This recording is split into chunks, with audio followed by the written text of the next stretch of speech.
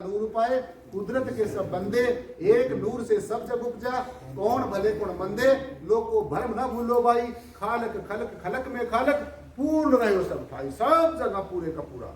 ये जो परब्रह्म निर्गुणाकार परमेश्वर, ये जय श्री प्रियतम निर्गुणाकार सर्वाधार विश्वाधार परम तत्व, जिसके होने से हम हैं, जिसके होने से सारी सृष्टि है, और इस परमेश्वर के होने से ही सारी सृष्टि के जीव हैं। और इस परमेश्वर ने, इस परमपिता परमात्मा ने, जो हम सब का परमपिता परमेश्वर है, खंडों ब्रह्मांडों का मालिक है। सो इसलिए आपकी छोटी छोटी जो डिमांड्स हैं, आपकी छोटी छोटी जो इच्छाएं हैं, चाहे वो लौकिक जगत की है, चाहे वो अलौकिक जगत की, ABC कोई भी आपकी इच्छा है, आपने ये विश्वास रखना है कि जो मेरा परमेश्वर है, मेरा सदगुरु है, वो खंडों ब्रह्मांडों का मालिक है, अनेकों शक्तियों का मालिक है, अनेकों रिद्धियों सिद्धियों का मालिक है, अनेकों नियामतों का मालिक है। तो जिसका शासनगति परमपिता परमेश्वर इतना बड़ा शहंशाह हो, इतना बड़ा खंडों ब्रह्मांडों का मालिक हो, और हमारी लौकिक और अलौकिक जगत की दोनों तरह की जो हमारी डिमांड्स हैं, हमारी जो इच्छाएं हैं, वो पूरी करने में पूरा कंप्लीट हो, एब्सोल्यूट हो एंड कॉम्पिटेंट हो। सो ऐसे परमेश्वर के संतान कहलाने में शासनगति फिर हमें संकोच सा होता है। तो इसलिए संकोच नहीं करना है। आपका जो परमेश्वर है, आपका जो परमात्मा है, जिसके आप अंश हैं और वंश है, this almighty God is very much complete and absolute in all the ways, and this परम तत्व, दिस जय श्री प्रियतम निर्गुणाकार सर्वाधार विश्वाधार परम तत्व is very much competent to do everything, to complete everything, whether these things are from this worldly or these things are outwardly, these things are internal or these things are external। तो ये सारी जो बातें complete करने में हमारा जो परमपिता परमेश्वर है वो कंपिटेंट है। इसलिए आज का जो भौतिकवाद है, आज का जो स्वार्थवाद है, आज का जो पदार्थवाद है, जिसमें जीव ज्यादा ही उलझता जा रहा है, दिखावट में, बनावट में, सजावट में, ये जो तीन मुसीबतें आज के युग में हो गई है। एक बस जीव को दिखावट चाहिए, दिखना चाहिए मैं कुछ हूं, दिखावट। दूसरा बनावटी बातें, इधर उधर से उधारी ली गई जानकारियां, इधर उधर से इकट्ठी की गई बातें, ये है बनावटी। वो पर अपना असलियत जो परिचय है उसको छोड़कर साथ संग जी हमने जो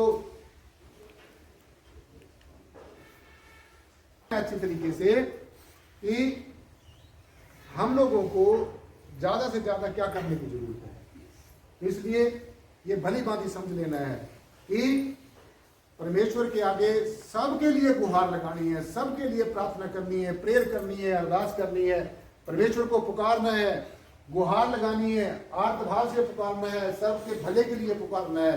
फिर देखो आपकी भक्ति में शासन जी दिन रात और दिन में परिवर्तन आया है। तो मैं समझता हूँ सारी जितनी भी हमारी पड़ी हुई बातें, सुनी हुई बातें, इधर उधर से उधारी ली गई बातें, वो शासन जी हमारे किसी भी काम की नहीं है। सो अपना खुद का अनुभव, खुद का तजर्बा, जब आपकी जो सुप्त अवस्था में पड़ी हुई अंतर में आपके जो आत्म शक्ति है, देखिए हमारे तीन तरह के हमारे बल होते हैं। एक हमारा बाहुबल होता है, शरीर से आदमी तकड़ा होता है, ठीक है, तगड़ा होना चाहिए, अच्छा होना चाहिए, बलिष्ठ होना चाहिए, लेकिन यही नहीं सोचना कि मैं शरीर से तगड़ा हो गया बस अब मेरा काम चल जाएगा। ये आपका कौन सा बल है? ये बाहुबल है, ये भी अंततः जाने वाला है। यहाँ पर बड़े बड़े पीर पैगंबर और ये अवतार विद्वान ऋषि मुनि कितने आए हैं, सबको ये शरीर छोड़ना ही पड़ा। ये कुदरत का विधान है, परमेश्वर का सिद्धांत है, अकाट्य सिद्धांत है। कुछ सिद्धांत तो ऐसे होते हैं समय समय के अनुसार बदलते रहते हैं, कुछ फॉर्मूलाज ऐसे हैं जो बदलते रहते हैं, लेकिन कुछ ऐसे फॉर्मूलाज हैं, ऐसे सिद्धांत हैं जो अनादिकाल से एज इट इज चले आ रहे हैं। तो इसलिए ये बातें जानने की जरूरत है। आप संतों महापुरुषों की वाणियां पढ़ते रहो, पढ़नी चाहिए, उनसे हमें प्रेरणा मिलती है। चाहे कोई भी संत महापुरुष हुआ है, हमारे इस भारत की धरा के ऊपर समय समय के अनुसार अनेकों संत महापुरुष आते रहे हैं, और यहाँ ही नहीं है, विदेशों में भी सभी जगह सभी मजहबों में आते रहे हैं, सभी श्रेणियों में आते रहे हैं संत महापुरुष का संगति। क्योंकि अगर हम आप संतों महापुरुषों की जातियां देखते रहे, धर्म देखते रहे, वर्ण देखते रहे, संप्रदाय देखते रहे, पूजा पद्धतियों के ऊपर यही बातें देखते रहे, तो मैं समझता हूं कि हमारा सत्संग में आना, ये सदगुरु भगवान के जो विचार हैं ये सुनने, ये ज्यादा हमारे ऊपर अप्लाई नहीं होंगे, हमारे जीवन में ज्यादा कामयाबी नहीं मिलेगी।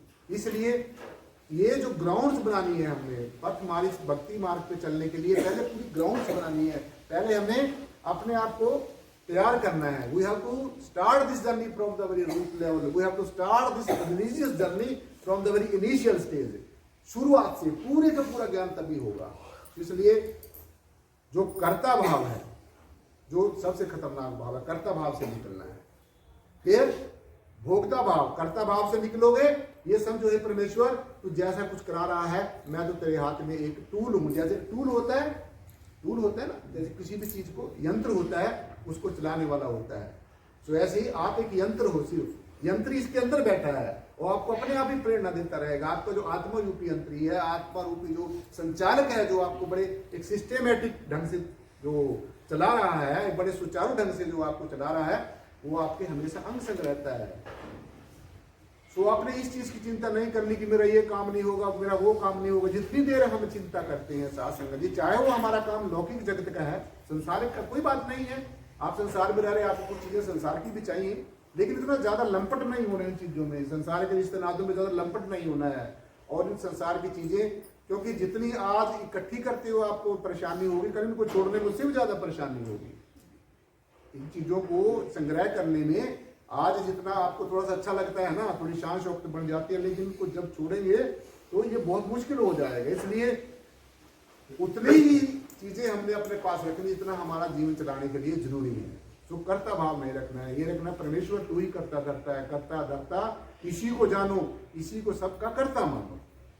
करता धरता इसी को जानो, इसी को सबका कर्ता मानो। ये कर्ता खुद ही है। तो आपने कर्ता भाव से बचना है।